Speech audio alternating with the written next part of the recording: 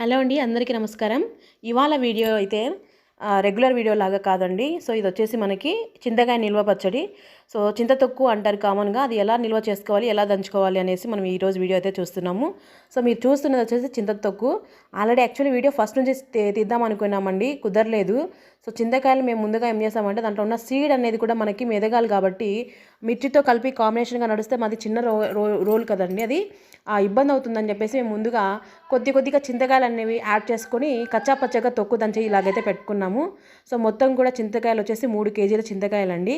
So ఇవన్నీ పచ్చిమిర్చి. So చాలా కారంగా ఉన్నాయి పచ్చిమిర్చి అనేది. వీటికి కొలతలు ఉంటాయండి. యాక్చువల్లీగా 1 కేజీ చింతకాయలకి 1 కేజీ మిర్చి అనేది అయితే యాడ్ చేసుకోవాలండి. మేము ఇప్పుడు 3 కేజీ చింతకాయలకైతే మనం ఇక్కడ నియర్లీ 2 కేజీ వరకు మనం పచ్చిమిర్చి యాడ్ చేసుకుంటున్నాము. ఎందుకంటే ఇవి చాలా కారంగా ఉన్నాయి. మిర్చి కారాన్ని బట్టి కూడా మనం యాడ్ చేసుకోవాలి. సో మెయిన్ ఇంగ్రీడియంట్స్ వచ్చేసి మనకు పసుపు, ఉప్పు అనేది అయితే యాడ్ చేసుకోవాలండి. సో ఇప్పుడు మనం చూస్తున్నాం కదా, చింతతొక్కు అనేది ఇలా కచ్చా పచ్చగా దంచి పెట్టుకున్నాము.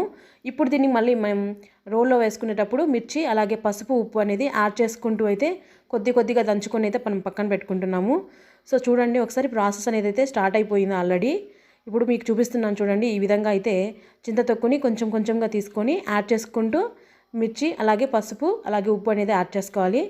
సో చాలామంది ఒకేసారి అన్నీ దంచేసుకుంటారండి చింతకాయలతో కలిపేసి. సో అది వాళ్ళ రోల్ సైజుని బట్టి, వాళ్ళు కన్వీనియంట్ని బట్టి వాళ్ళు దంచుకుంటారు. సో మేమైతే ఇలాగ చూడండి, చూస్తున్నారు కదా ఎంత చిన్నగా ఉందో రోలు.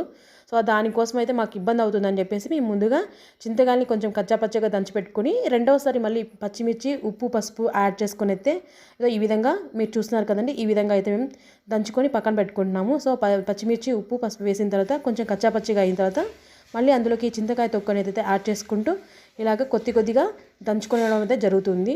సో ఈ విధంగా దంచుకోవాలండి చింతకాయ తొక్కుని. ఈ విధంగా అంతా కలిపేసినాం కదా, చూడండి ఒకసారి చూడండి, మొత్తం అంతా కూడా బాగా కలిసిపోయింది. సో అలాగంతా కలిసిపోయిన తర్వాత దాన్ని మళ్ళీ పక్కకు తీసుకొని సో నెక్స్ట్ ఇలాగే ఈ ప్రాసెస్ అంతా కంప్లీట్ చేసుకున్నాం. చూడండి, ఇక్కడంతా కచ్చాపచ్చగా దంచుకున్న చింతతొక్కు అయితే రెడీ అవుతుంది. సో ఈ విధంగా మొత్తం రెడీ అయిపోయినది. ఈ విధంగానే మనము 7 టైమ్స్ దంచుకోవాలండి చింతతొక్కు అనేది. సో అప్పుడే మనకి అది మెదగడం కానివ్వండి, లేకపోతే టేస్ట్ కానివ్వండి, అదంతా కూడా సో పర్ఫెక్ట్గా అనేది అయితే వస్తుంది. సో ఎవరైనా సరే కొత్తగా ఇల్లు ఓపెన్ చేసుకున్నా లేకపోతే కొత్తగా